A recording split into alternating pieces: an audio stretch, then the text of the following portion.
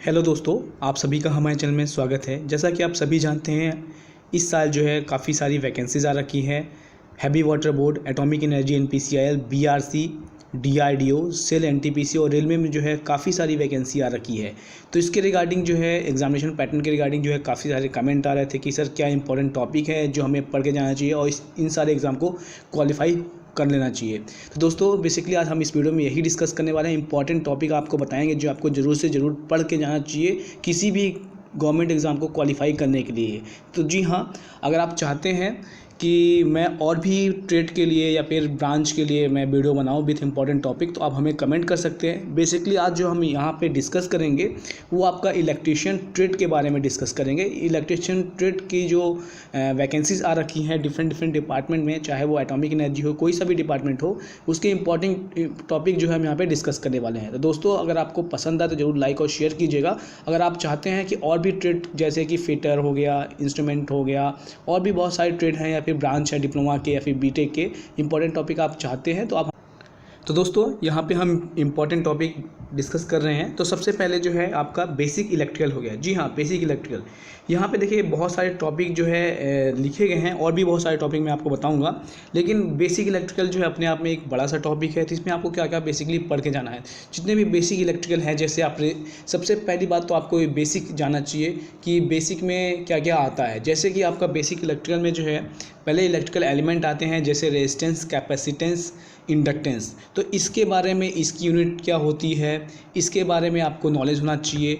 और इसके बारे में क्वेश्चन जो है बनते हैं आपके एग्ज़ाम में इलेक्ट्रिशियन ट्रेड के, तो आपको बेसिक इलेक्ट्रिकल जो है करके जाना चाहिए। देन रेक्टिफायर से जो है क्वेश्चन बनते हैं। दोस्तों रेक्टिफायर होता क्या है, कौन कौन से रेक्टिफायर कहाँ पे यूज़ होते हैं, तो रेक्टिफायर टॉपिक भी बहुत ही इंपॉर्टेंट है।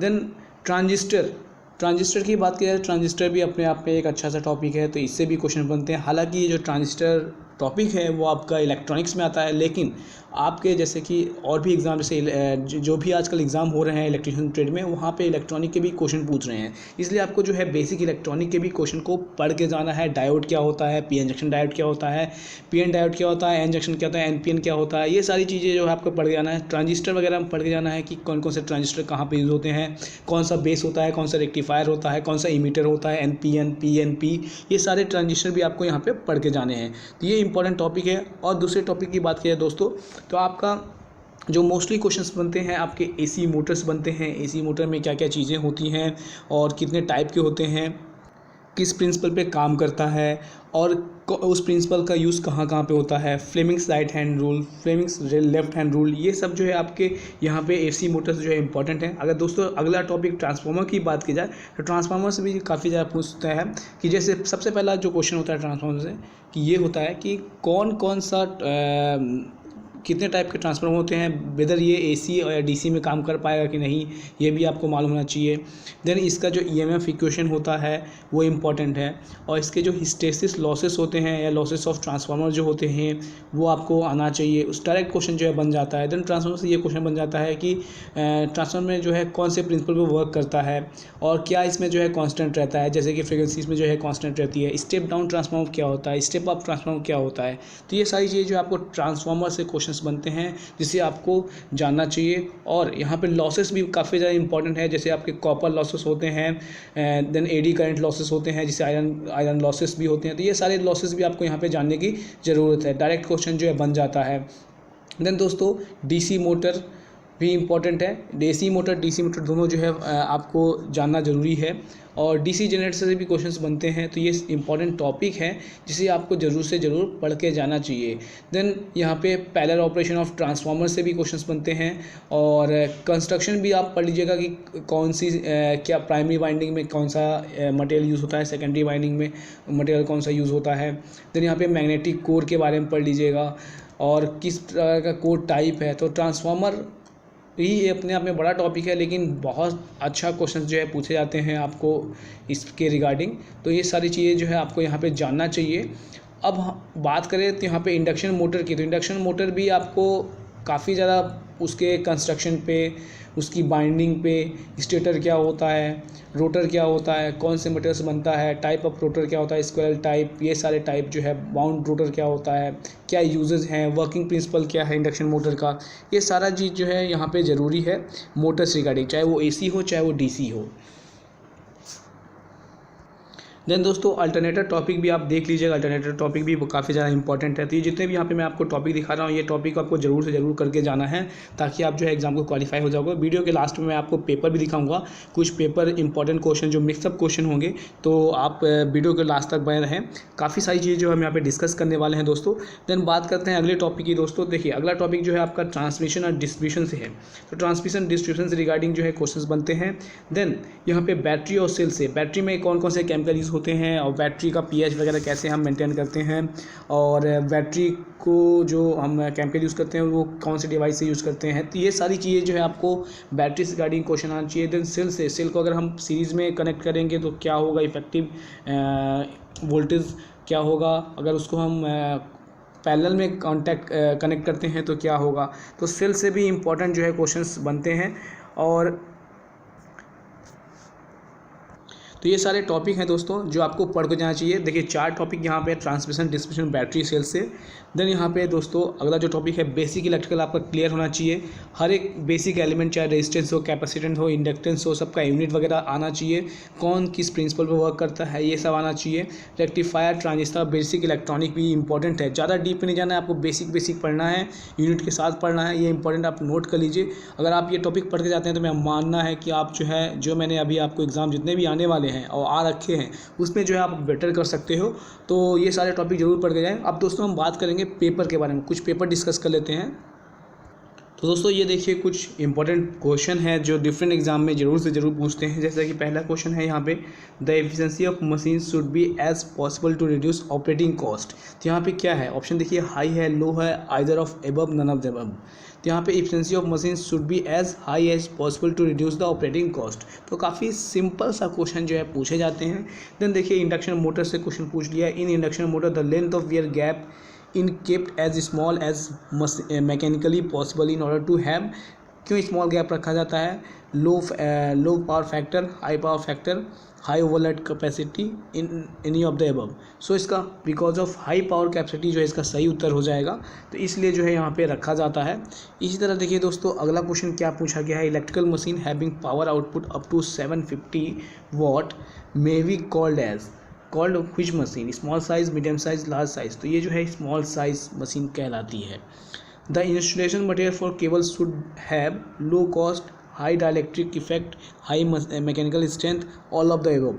तो इंस्टॉलेशन ऑफ मटेरियल जो केबल का होना चाहिए उसमें चारों चीज़ें होना चाहिए, जैसे कि लो कॉस्ट होना चाहिए, हाई डाइलेक्ट्रिक स्ट्रेंथ होना चाहिए, high mechanical strength. So answer D जो है इसका राइट आंसर हो जाएगा।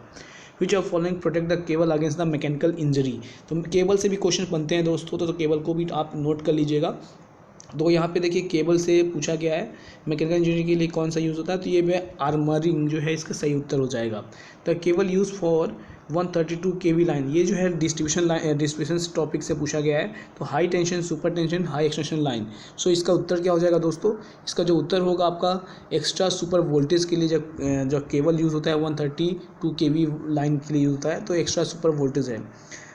The used of instrument is merely confined with laboratories, standardization instrument is। तो इसका जो आंसर होगा आपका एब्सोल्यूट हो जाएगा। A dash device prevent the oscillation of the moving system and enable the latter to reach in final position quickly। तो यहाँ पे दोस्तों इसका जो उत्तर होगा डैम्पिंग डिवाइस होता है जो ऑसिलेशन करता है, मूविंग सिस्टम को इनेबल करता है to reach is final position quickly.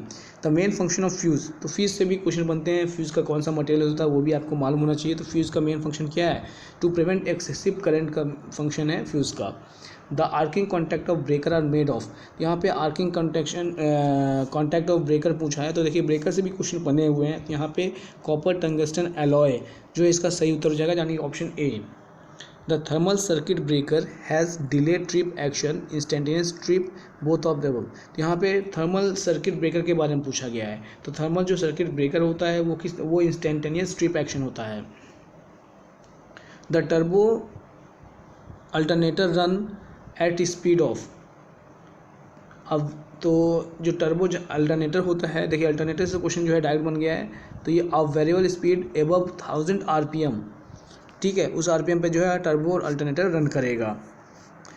देखिए अब यहाँ पे यूनिट से क्वेश्चन पूछा गया है कि the Tesla is unit of, Tesla किसकी यूनिट है, तो मैंने बोला ना बेसिक इलेक्ट्रिकल आपको पढ़ के जाना है, तो टेस्ला जो है फ्लक्स डेंसिटी की यूनिट है। मैग्नेटिक फील्ड एग्जिट अराउंड, जो मैग्नेटिक फील्ड है वो किसके अराउंड एग्जिस्ट करती है, तो ये जो है मूविंग चार्जेस के around. Short circuit current are due to, अब शॉर्ट सर्किट किस लिए होता है दोस्तों, शॉर्ट सर्किट जो है आपका single phase two ground fault से भी हो सकता है, फेज टू फेज फॉल्ट से भी हो सकता है, 2 फेज टू ग्राउंड फॉल्ट से भी हो सकता है, और 3 फेज फॉल्ट से होता है, यानी कि चारों से जो है आपका हो सकता है, इसलिए आप एनी ऑफ दीज भी इसका आंसर मानेंगे। The frequency can be measured by, अब देखिए फ्रिक्वेंसी किससे मेजर की जाती है, तो फ्रिक्वेंसी जो है आपका वेन्स ब्रिज से जो है मेजर की जाती है। A moving coil ammeter can measured eddy current, DC current, AC current, AC and DC current. तो यहाँ पे देखिए डीसी एंड एसी करंट। दोस्तों ये जो क्वेश्चन मैं आपके सामने डिस्कस कर रहा हूँ ये डिफरेंट एग्जाम से लिए गए हैं, जो आपको जितने भी मैंने आपको इंपॉर्टेंट टॉपिक बताया वो इंपॉर्टेंट टॉपिक देखिए आप बहुत सारे क्वेश्चंस बन रहे हैं। कुछ 1-2 क्वेश्चन होते हैं जो नए मिल जाते हैं, लेकिन मोस्टली जो क्वेश्चन होते हैं आपको जो मैंने आपको 12 टॉपिक इंपॉर्टेंट टॉपिक बताया उसी टॉपिक से जो है क्वेश्चन पूछे जा रहे हैं। Which of following motor always start on load, conveyor motor, flour mill motor, fan motor, all of the above. तो ऑन लोड कौन सा लोड होता है, ये जितने भी मोटर हैं सब जो है ऑन लोड पे स्टार्ट होते हैं। Which of following motor use for elevator, अब देखिए एलिवेटर में कौन सा मोटर यूज़ होता है, इंडक्शन मोटर यूज़ होता है, सिंक्रोनस मोटर यूज़ होता है, capacitor start single phase motor use होता है, या ऑल ऑफ एबव। यहाँ पे जो है इंडक्शन मोटर जो है सबसे ज़्यादा पूरे वर्ल्ड में 90% जो मोटर यूज़ होते हैं वो इंडक्शन मोटर यूज़ होते हैं। तो अगर आपको कभी भी डाउट हो तो आप जो है कहीं इस तरह के क्वेश्चन पूछे तो आपको सीधे लगाना है induction motor. Which part of motor needs maximum attention for maintenance, तो कौन सा मोटर है जो मैक्सिमम अटेंशन होता है मेंटेनेंस में सबसे ज़्यादा किस में रिक्वायरमेंट है, रियरिंग मोटर टाइप में। रिलक्टेंस मोटर इज, देखिए मोटर से देखिए कितने क्वेश्चन पूछे गए हैं। Reluctance motor is a self starting type synchronous motor. तो देखिए मोटर से देखिए एसी हो या डीसी हो, मोटर से जो है काफ़ी ज़्यादा क्वेश्चन पूछे गए हैं। इसी तरह सोल्डर किसका एलॉय है, solder is alloy of tin and lead, ठीक है। तो ये देखिए यहाँ मटेरियल से क्वेश्चन पूछ लिया है। Carbon electrode are use in, अब कार्बन इलेक्ट्रोड्स कहाँ पे यूज़ होते हैं, तो ये जो है GSL लैम्प्स में जो है कार्बन इलेक्ट्रोड्स यूज़ होते हैं। Dash zero temperature coefficient of resistance, aluminium, carbon, procline and manganin. So इसका सही उत्तर जो हो जाएगा आपका दोस्तों मैग्नीन जो है इसका सही उत्तर है। अब परफेक्ट कंडक्टर हैज़, अब यहाँ पे कंडक्टर बेसिक इलेक्ट्रिकल से देखिए क्वेश्चन पूछ लिया है, क्योंकि परफेक्ट कंडक्टर क्या है, zero conductivity, unit conductivity, infinite conductivity या नन ऑफ एबव। तो इसका सही होगा उत्तर, जो परफेक्ट कंडक्टर होगा वो इन्फिनाइट कंडक्टिविटी रखता है, सो ऑप्शन सी जो इसका सही उत्तर हो जाएगा। तो दोस्तों देखिए कितने इंपॉर्टेंट टॉपिक मैंने आपको जो बताया वहाँ से देखिए कितने क्वेश्चन पूछे जाते हैं। तो ये जो क्वेश्चंस थे बहुत ही इंपॉर्टेंट थे, इनको भी आप ध्यान रखिएगा। और जो मैंने आपको इंपॉर्टेंट टॉपिक बताया उसको तो आपको ज़रूर से ज़रूर पढ़ के जाना है, तभी जो है आपका कोई भी एग्ज़ाम जो है क्लियर होगा। दोस्तों अगर आप चाहते हैं कि मैं और दूसरे ट्रेड के लिए वीडियो बनाऊं तो आप हमें कमेंट कर सकते हैं। साथ ही साथ चैनल में और भी बहुत सारे वीडियोस अपलोड हैं, अगर आपने नहीं देखा है तो ये सारी वैकेंसीज देखिए और इनकी लास्ट डेट खत्म होने से पहले फॉर्म को फिलअप कर लीजिए। हमने बहुत सारी वैकेंसीज बता रखी है, जैसे कि हाल में बहुत सारी वैकेंसीज भी आ रखी है, तो ये सारी वैकेंसीज जो आपके लिए बहुत ज़्यादा इंपॉर्टेंट है। अगर आप एग्जाम क्वालिफाई करना चाहते हैं तो आप हमारे चैनल को सब्सक्राइब करें और जितना हो सके अपने फ्रेंड्स में शेयर करें। आज के लिए बस इतना ही। Thanks for watching and listening.